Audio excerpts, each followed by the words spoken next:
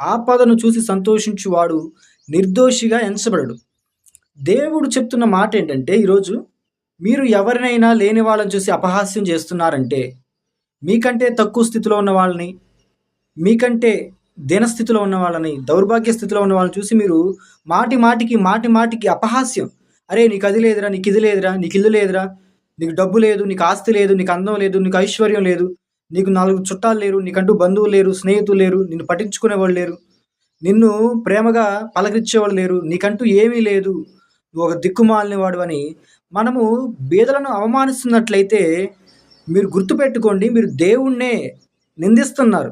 ఎందుకనంటే మనం ఏ స్థితిలో పుట్టాలో, ఏ తల్లికి ఏ తండ్రికి పుట్టాలో నిర్ణయించింది దేవుడు.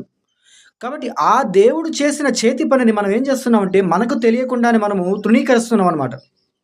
అవమానపరుస్తున్నావు. ఇదిగో ప్రభువా నువ్వు చేసిన పని, దేవుడా ఇదిగో నువ్వు చేసిన పని ఎలా ఉందంటే, ఇదిగో వీడికి అది లేదు, ఇల్లు లేదు, వీడికి ఏమో బంధువులు లేరు, వీడికి స్నేహితులు లేరు, వీడికి చుట్టాలు వీడిని పట్టించుకునే దిక్కు లేదు, వీడికి ఇల్లు లేదు, తినటానికి లేదు, ఉండటానికి లేదు, వీడి కనీసం వేసుకోవడానికి వస్త్రాలు లేవు, వీడి కనీసం ఎవరైనా ఇంటికి వెళ్తే వీడికి పెట్టడానికి ఒక ముద్ద లేదు, వీడికంటూ ఏమీ లేదు, వీడు ఒక దౌర్భాగ్యుడు అని మనం ఇతరులను చూసి అవమానిస్తున్నట్లయితే గుర్తుపెట్టుకోండి, మీరు దేవుణ్ణే తృణీకరిస్తున్నారు.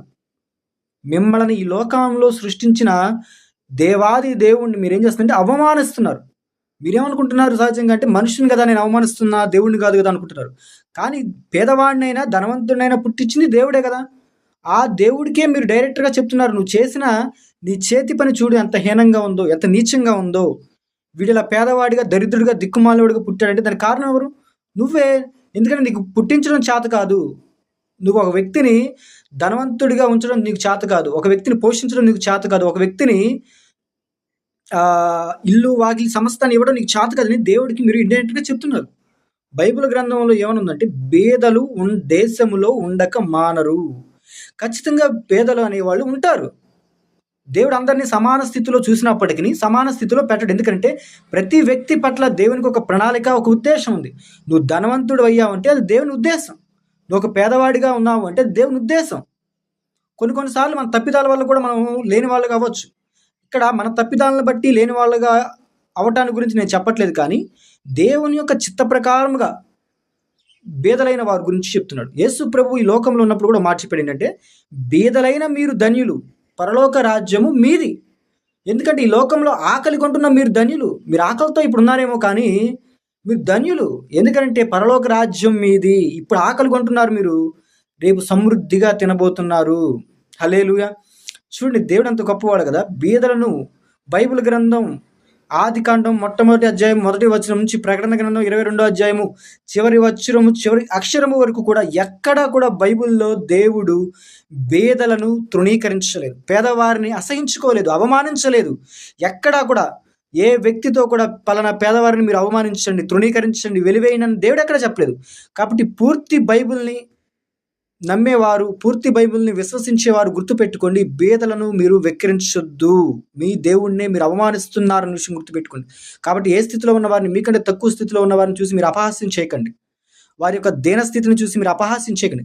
ఎవరిదైనా డబ్బులు అడుగుతున్నప్పుడు ఇదిగో పలానా వీడు ఎప్పుడు చూసినా వాడిని వీడిని అడుక్కుంటూనే ఉంటాడు, వీడి ఎప్పుడు చూసినా వీడికి తినడానికి ఉండదు, వీడికి ఉండటానికి ఇల్లు లేదు, వాకిలి లేదు, వీడికి కూడు లేదు, గుడ్డ లేదు, కనీసం వీడి వెంటి మీద వేసుకోవడానికి ఆయమైన బట్టలు లేవు, వీడంతా వీడు బతికెంత అని ఎవరిని కూడా మీరు తృణీకరించి తొందరపడి మాట్లాడకండి.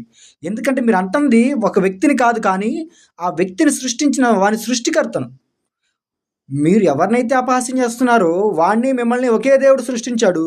ఆ దేవుణ్ణే మీరు నిరాకరిస్తున్నారు, తృణీకరిస్తున్నారు.